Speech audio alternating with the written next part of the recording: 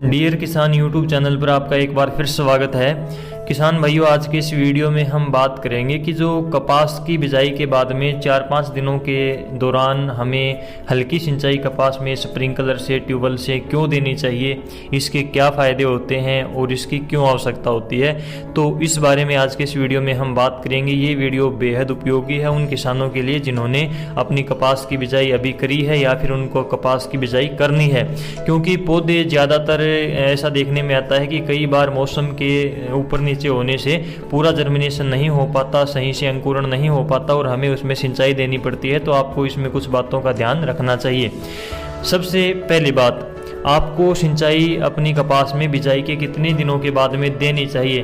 तो जब चौथे या 5वें दिन कपास का अंकुरण होना शुरू हो जाए, अंकुरण का मतलब है कि जब पौधे आपके ज़मीन से बाहर आने शुरू हो जाएं और आपके खेत में लगभग 50% के आसपास यानी कि आधे के लगभग पौधे ज़मीन से बाहर आ जाएं, तो उस समय पर आपको अपने खेत में ट्यूबवेल से स्प्रिंकलर के द्वारा, स्प्रिंकलर को ही हरियाणा में और राजस्थान के कुछ हिस्सों में नोजल भी कहा जाता है, तो नोजल या स्प्रिंकलर से आपको हल्की सिंचाई देनी चाहिए।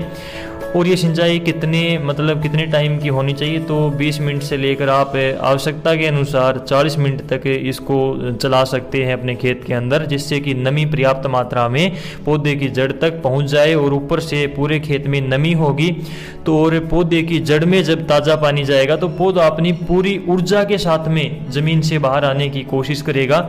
और काफ़ी बार देखने में आती है एक चीज़ कि पौधा जब बाहर निकलता है तो उसके पत्तियों के ऊपर जो बीज का खोल होता है वो चिपका हुआ रहता है, यानी कि बीज के अंदर से पौधा नहीं निकल पाता। उसकी जड़ें तो निकल जाती हैं लेकिन पत्तियों के ऊपर जब पौधा बाहर आता है तो भी पत्तियों के ऊपर बीज का खोल यानी कि बीज का ढक्कन सा एक चिपा रहता है, जिसकी वजह से पौधा अपनी नई पत्तियां नहीं निकाल पाता, अपनी पत्तियों को खिला नहीं सकता और उसका विकास नहीं हो सकता, पौधा मर जाता है। तो ये कारण भी होता है। और यदि आप इसमें सिंचाई करते हैं तो रात के समय पर जब पौधे की उस खोल के ऊपर से बीज के ऊपर नमी के कारण जो है वो खोल टूट जाता है और पौधे की पत्तियों से चिपका नहीं रहता, जिसकी वजह से पौधे का विकास सही से होने लगता है। और जब तक पौधा तीसरी या चौथी पत्ती पर नहीं आ जाता तब तक ये समस्याएं पौधे के जलने की, लू के कारण, मिट्टी गर्म होने से, इस प्रकार से ज़्यादा समस्याएं रहती हैं। तो 2 सिंचाई आपको लगातार 2 दिनों तक शाम के समय पर अवश्य करनी चाहिए, जिससे कि आपके खेत में एक तो बीज का सही अंकुरण हो, ज़्यादा से ज़्यादा मात्रा में बीजों का अंकुरण हो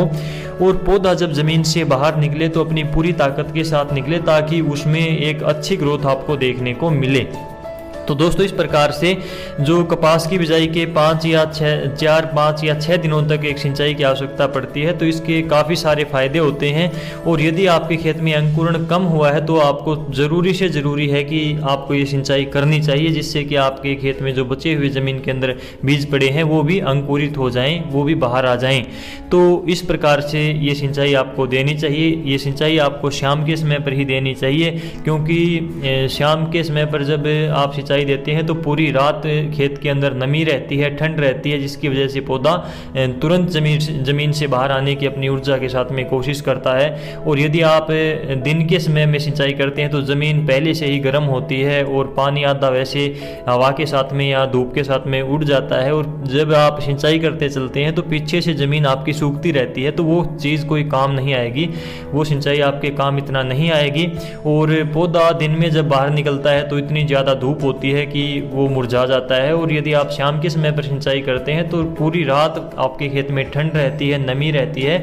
जो पौधा रात को निकलने वाला है और ऊपर से उसको ताज़ा पानी मिल जाता है तो वो अपनी पूरी पावर के साथ बाहर निकलेगा। और जब दोपहर को लू चलेगी, टेम्परेचर बढ़ेगा, तो उसमें इतनी जान आ जाएगी कि वो उस टेम्परेचर को झेल पाएगा। तो यही कारण है कि आपको जो ये हल्की सिंचाई है कपास के अंदर 5-6 दिनों के अंदर जो आप करते हैं, ये शाम के समय पर ही करनी चाहिए। और ये आपको कपास के अंदर ज़रूर करनी चाहिए। इसके काफ़ी फ़ायदे होते हैं जो कि हमने इस वीडियो में बात करी। तो दोस्तों, यदि आप इसके बारे में कोई और सवाल जवाब हैं तो आप कमेंट बॉक्स में अवश्य लिख सकते हैं, ताकि दूसरे किसानों को भी उसके बारे में जानकारी मिल सके। चलिए, आज की इस वीडियो में बस इतना ही। वीडियो को लाइक करें और चैनल पर पहली बार आए हैं तो डियर किसान यूट्यूब चैनल को सब्सक्राइब करें, ताकि हमारी इसी प्रकार की और भी वीडियो आपको समय समय पर मिलती रहें।